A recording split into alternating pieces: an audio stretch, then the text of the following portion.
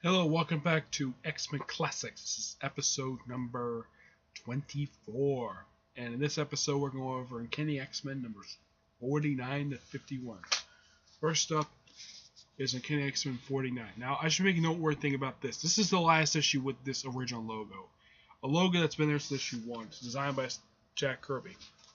Okay? And the story for this issue is Who Dares Defy the Demi-Men? Issue starts off with Angel entering the Xavier Institute through a window. Not exactly breaking in there because the place has been abandoned for some time. So he just looks around, finds on a place reminiscing about stuff. And he turns on the machine looking for some mutants. And then he manages to use the machine to contact Jean. Has the X-Men sort of reunite at the Xavier Institute.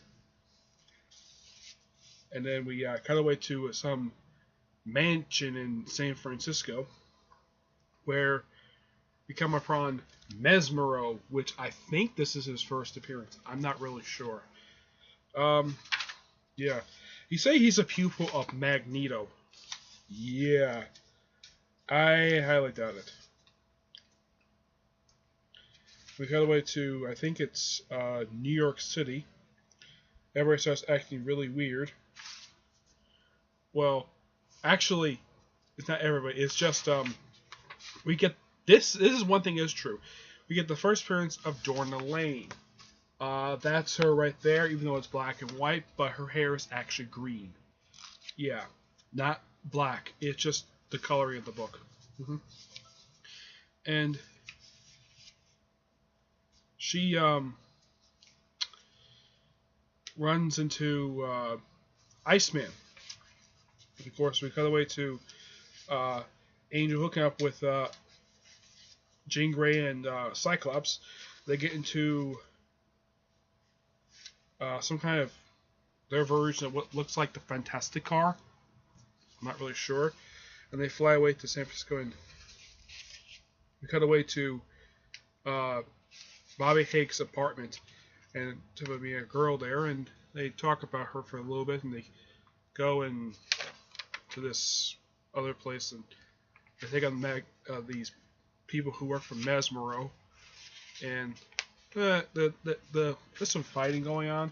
Yeah, this has been a little more interesting than, it's not exciting per se, but it's a little more interesting the past few issues. And then we cut away to actually, with this page right here, her hair is actually back to her normal green. I think her previous hair was actually brown. She's tried dyeing her hair to get rid of the green, but the dye keeps wearing out. And she's talking this to Beast. And then she meets the X-Men for the first time. So, first appearance, she meets Bobby, and then she meets X-Men, and then meets the X-Men. They talk for a little bit, and then they go to Mesmero's place. Attack his men, take out Mesmero, and then we find out that Laura Dane is somehow related to Magneto at this point. Yeah, I know the actual truth, but the issue's in there. Now we cut away to A Beast is Born, the origin story of Hank McCoy. Yep, where see his parents and they get married. See a place to live. Well, it turns out his father works in an atomic radiation plant. Yeah. Trouble is sick to be reactive. Yeah, he somehow gets exposed to radiation, and somehow he passes it on to his wife, who gives birth to and they have a child, and they name Hank. And the first thing and here's something really odd. Hank, as a baby, was using his feet before then, he used his feet to hold, instead of holding with his hands, holding his baby out of the feet, and then he unexpectedly punches, I think this is supposed to be his grandfather, by accident, punched him in the chin. Yeah, it's a little funny thing. I'll review my final thoughts when I finish up this one. And then, something really interesting happens. Issue 50 begins something that still continues this very day. The X-Men logo in 3D. Yep, with this very issue, right here, issue 50, they start using the 3D logo. And it's still used this very day. It has not changed. Oh, I should also mention that the artist for this issue is Jim Serenko. Awesome artist from what I've heard. And I've read some of his work. He's a really good artist. Yeah, he's really good with shadows. Yeah, I think this is black and white, but it's still really good. And this has sort of a how should I put it? Sort of Planet Apes type of feel. You gotta love the logo put on the mountain. City of the Mutants. Gotta love this semi-futuristic style of artwork. This is one thing Serenko was known for doing. And of course they hold Lauren Dane on this sort of cross thing. Mesmero is seen at the beginning of the issue. And then and kind of sometime before, well, they're attacking this little house, attacking Mesmero's men, lots of fighting, capturing Mesmero, and then Lorna basically put in this ridiculous looking outfit. I'm not kidding.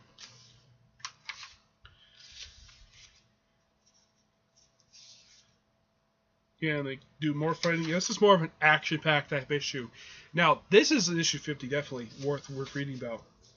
And then the story ends with, this will drop your jaws if you're just reading the future X Men issues, just reading these. It turns out that Laura Dane's father is Magneto, who returns mysteriously after a few months. It'll be explained next issue how he survives his parent death. But wait, the story doesn't end there. We continue with part 2 of I think it's a 4-part backup feature, I think it is, where it details the origin story of the Beast, and it shows him his strength, where he can lift up his crib, and he can climb walls to get his balloon. Oh yeah, it turns out this guy here he accidentally punched, that's actually his uncle. Not his grandfather, by mistake. Somebody because he goes up, he joins the football team. Yep, he joins the football team. And he's really good at it until the place is robbed. And he manages to stop them by, get this, throwing his leather helmet. Yeah, this is the 60s. Football players wore leather helmets back then. He throws his yellow leather helmet and knocks out several. He throws leather helmets. He throws a bunch of leather helmets at these goons, and he captures them all. And he gets praised for it. It's a really nice little standalone thing. It's really cool. And then we cut away to issue 51, which Serenko does the cover for. I believe he does the artwork for this issue as well. Let me just find about that. Yeah, Serenko does the artwork for this issue as well. But the next couple issues, this is actually the last issue he does the artwork for, as far as I can tell. Because next couple issues is back to Don Hick doing the artwork for next issue. That it's but Warner Roth does the he's the co-artist of these issues. A lot of these issues. God, I love this beautiful cover done by Serenko. And his great title pages. This one's called The Devil. The Devil and Daughter. The Devil and a Daughter. Yeah. Awesome opening page to open beginning with this issue. I kind of wish Serenko did more artwork for this series, for except just doing these 2 issues. Yeah, Magneto talks about that. Lorna Dane is actually his daughter. The X-Men is surprised. Let's see.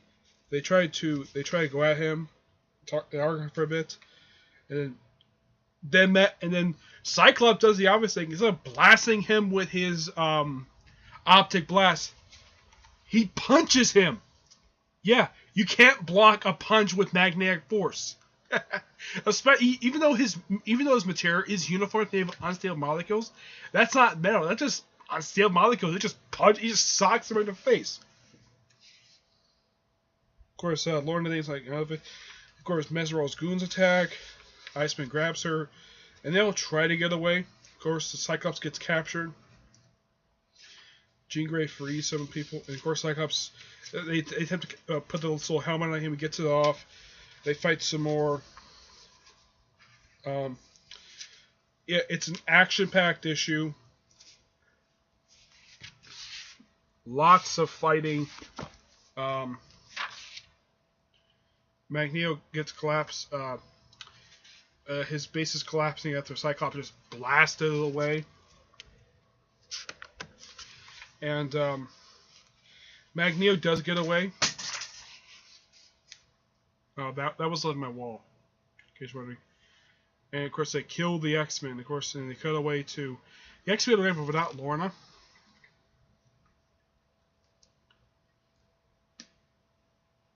Of course, Bobby's somewhat injured, and they try to go rescue him, and they try to cool their heads and just. And the issue ends very weirdly with this debut sort of this semi-new character called Eric the Red. And the Shi'ar has a character also as a person also called this guy as well. Yeah, it's a weird ending to an issue. And then we cut away to Beast basically playing football. And a big introduction to a new villain, the Conquistador. Yep. Now, out of all the villains so far, he's just as interesting as Jack Frost. Well, Jack of Diamonds, as you call it. Yes, Jack of Diamonds. Beast uses his abilities to scale walls. Conquistador's men to football player. Somehow he gets captured by Conquistador's men, and then Cyclops and then most of the X Men find out about it, and they just have to quickly go after him. And the issue ends with Beast captive along with his parents. Yep, and that's it for that issue. What do I think of these 3 issues? Wow, these issues are a lot better than Arnold Drake's first 3 issues that he did for this run. A lot of action-packed, 2 action-packed issues in a row done by Steranko, drawn by Steranko's beautiful artwork. I really wish he did more artwork for this series because his artwork is so good, and it really fits those 2 issues. 46 was a little bit better. Not 46. 49 was the start of getting something really good. After the slow start that Arnold Drake had in the series. But the X are back together, and the first villain they fight against is Mesmero of all people. Yeah, I'm familiar with Mesmero, but I think this is his first appearance. I think so. Along with Lorna Dane. So, those 3 issues, special thing with Magneto, story doesn't end there. It's still a multi-part story, which I do like multi-part stories when it comes to some certain series. I think that issue 52 kind of wraps up that storyline, but hopefully it does. The main stories, I give those a 9 out of 10. Much improvement. Excuse me. As for the first 3 parts of the Beast 4-parter, Beast 4-part origin story, really good. It's a really good start to the Beast storyline. I think it does wrap up with the next issue, which after him there's like one more feature, and that's Angel.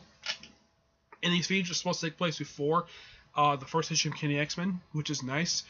So overall, backup feature 9 out of 10. Overall for 3 issues, definitely 9 out of 10.